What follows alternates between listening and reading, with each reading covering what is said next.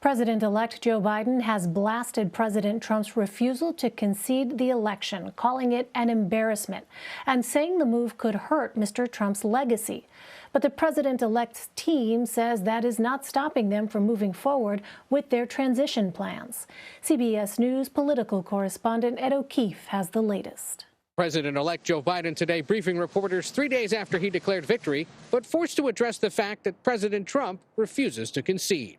Well, I just think it's an embarrassment, quite frankly. The only thing that, how can I say this tactfully? I think it will not help the president's legacy. Mr. Biden spoke out as the Trump administration continues to block the president-elect's transition team from accessing federal agencies and funding needed to conduct the traditional transfer of power. And as many of the president's congressional allies refuse to dispute Mr. Trump's baseless claims of widespread voter fraud. The whole Republican Party has been put in a position, with a few notable exceptions, of being mildly intimidated by the sitting president. Mr. Biden is getting support from several world leaders. The heads of Germany, France, Ireland, and the United Kingdom all making congratulatory phone calls today. Once he takes office, the president-elect says he wants to re-enter the Iran nuclear deal and the Paris Climate Agreement, both of which President Trump famously withdrew from. In a normal transition, Mr. Biden already would be receiving classified briefings from top intelligence officials about global concerns. But the Trump administration is so far refusing to let them do so. Today, the president-elect said he isn't worried. But there's only one president at a time. He's president. As we've been reporting, President Trump insists he can still win the election. The president has not appeared before reporters in several days, but on Twitter, he's continuing to falsely allege election fraud without providing any proof. This comes as Attorney General William Barr gives the Justice Department the green light to investigate claims of voter fraud despite a lack of evidence. CBS News White House correspondent Ben Tracy has the latest. President Trump tonight is still refusing to concede, firing off baseless tweets from behind the walls of the White House, claiming he'll still win and alleging ballot counting abuse. Twitter flagging that, noting voter fraud of any kind is exceedingly rare. Today, Secretary of State Mike Pompeo backing the president's false narrative that he actually won. There will be a smooth transition to a second Trump administration. President Trump has played 2 rounds of golf but hasn't spoken publicly since last Thursday. If you count the legal votes, I easily win. And for the 5th day in a row, there are no public events on his official schedule. According to his public schedule, the president hasn't attended an intelligence briefing since October 1st.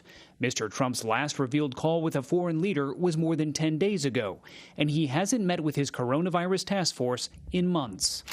Try to facilitate a transition that ensures our president-elect is successful.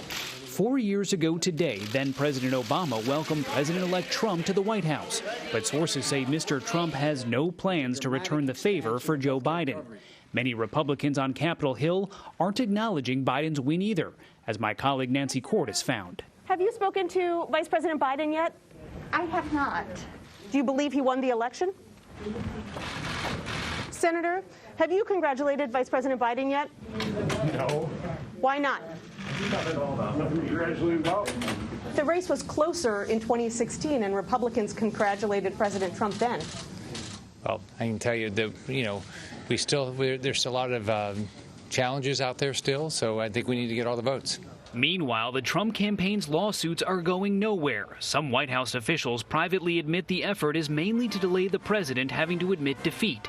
But now, in a highly unusual move, Attorney General William Barr is suggesting federal prosecutors quickly investigate any substantial allegations of voting irregularities. But even he doesn't seem convinced, cautioning against fanciful or far-fetched claims. Ed O'Keefe and Ben Tracy join me now. So, Ed, as you mentioned in your piece, the president-elect's transition team is pushing ahead despite the Trump administration's efforts to block resources. What is currently on the transition agenda for President-elect Biden, and how does his team plan to proceed without help from the federal government? Sure. Well, look, they're focused on the big picture stuff, doing a lot of public-facing events and sort of naming some top-level people that are going to be involved in the ongoing transition. Remember, yesterday it was conversations about COVID and Biden-Harris introducing their new COVID task force, people who will help them think ahead about how they could tackle the pandemic once it's over. Today it was a focus on health care and the Affordable Care Act as the Supreme Court was hearing the case that once again challenges the legality of the law. They said they would continue to protect and expand the Affordable Care Act once they take over, and that if the Supreme Court rules to take parts of it, away, that they would sort that out. And also kind of said to Republicans, you would want to help us with that, wouldn't you? Because these elections showed how popular the law can be. Beyond that, he's taking calls now from world leaders. He's going back to one of his strengths, foreign policy, or at least one of those things that he spent a lot of his time on back in the day. He's now spoken with 5 world leaders of Canada, the United Kingdom, Ireland, France, and Germany. Essentially 5 that you would probably take a call from this early on. But CBS News has learned tonight that the State Department is playing no role in those conversations. Usually diplomats would be involved and listening in to at least protect national security. But because the Trump administration continues to block agencies from cooperating with the Biden-Harris transition, this is one of the many domestic and national security and foreign policy aspects of the transition that they're not really able to do like they would normally. And Ed, you have some reporting on how the Biden-Harris team is considering legal action if the Trump administration continues to delay the transition. What can you tell us? Yeah, so last night, Elaine, after hours, if you will, transition officials told reporters that they were considering all sorts of options if the Trump administration continues to hold up the work of a transition, which includes, making sure that about 500 volunteers can go into federal agencies and begin looking into what exactly might need to be done, how things might have to be cleaned up. And at this point, that's not happening. So they were saying that, legal action is potentially one of the potential avenues. But today, in his news conference here in Wilmington, the former vice president seemed to rule that out and say there's no need to go that route yet, that he is confident that when all is said and done, this will get sorted out by some point in the coming weeks, and a transition will be able to continue.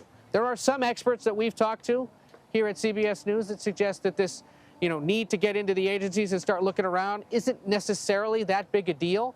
But in reality, if you're somebody who's going to get nominated, for example, to be, say, Agriculture Secretary or head of the Food and Drug Administration, you're going to want to know what you're walking into. And that is what this is designed to do, is to begin to sort of conduct a status report, get a sense of who's still there, what percentage of the staff might be retiring in the next few years, who you'd have to replace, what the Trump administration is trying to get done in the closing weeks. And if they don't have eyes on that, it makes governing at all levels and on all issues that much more difficult when they begin on January 20th. Well, Ben, we heard Secretary of State Mike Pompeo say there would be a smooth transition to a second Trump administration. Several Republican senators have also yet to accept the results of the election. Is there any indication how long the president intends to maintain his stance? Well, that was a pretty striking thing to hear the Secretary of State say today, especially when you consider that the State Department is often involved in criticizing other countries for how they carry out their elections when we, the United States, don't think they're being done free and fairly. So that was interesting. But in terms of how long the president and his allies might keep this up, there are some that expect that the president will never concede this race, that he will always say that he won and that the only reason that the election turned out for Joe Biden was because it was rigged and there was fraud. So we'll have to see if he changes his tune. There are some hard and fast dates, though, that I think we should keep in mind that are coming up. December 8th is the deadline for states to resolve any election disputes in their states. Then on December 14th, the electors in every state meet and they cast their ballots for the person that they're supposed to cast them for. So in Pennsylvania, if that's a state Joe Biden wins, those electors are supposed to cast their ballots for him. And then here in Washington, D.C., in January, on January 6th, Congress gets together to count those ballots, and then the election gets certified. And on January 20th at noon, President Trump is no longer the president. So there are some end dates to this, no matter what people say about whether or not they think they really won the election or not. Well, Ed, as someone who has covered Congress for years, what do you make of what we are seeing from congressional Republicans, especially members of the Senate? What might be the calculus here for them? Georgia, Georgia, Georgia. That's what this is about. It's designed to keep the Republican base motivated with 2 more contests to go. It's also an acknowledgement, as some senators have admitted in the last 48 hours or so, that if he loses, the president will maintain a dominant presence over the Republican Party going into the 2024 elections, when it's possible he could once again run for president. Marco Rubio, among others, was telling reporters on the Hill in the last day or so that, you know, if the president's interested in running again, he probably starts the next cycle as the front runner, undoubtedly. I mean, he's the best known guy. He has the political operation. He just won more than 70 million votes. So there's some fealty, I guess, that has to be paid to him, given that he is the leader of the party, and that we know he's got the receipts to prove that if you cross him, he can cross you back and you can end up losing re-election. So you're going to see all sorts of Republican lawmakers, governors, people who want to rise through higher office across the country play safe with him, at least in the coming weeks, because without his support, many have learned you just can't cut it.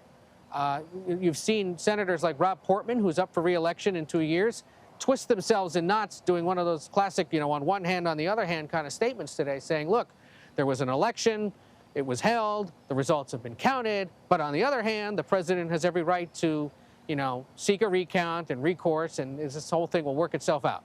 Well, look, I mean, he's the kind of guy that in 2 years could face a Republican primary challenge, and if the president doesn't think he was doing enough for him, and if he's still a factor in Republican politics, Mr. Trump could send a tweet or two and potentially end some of these guys' careers. So it's a crass political reality, and one that they're going to have to, you know, come to grips with and continue to deal with, at least through January 20th, and possibly for many more years to come.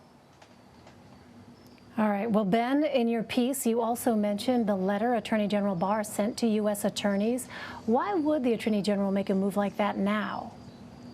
Well, if the Attorney General is taking his cues from what the president's been saying, he's basically doing what the president wants done. The president would love to see investigations into alleged voter fraud, because even if there is no actual fraud there or not widespread enough fraud to change the outcome of the election, it's convenient for the president to be able to say this is being investigated by the Department of Justice. It sounds a lot more serious.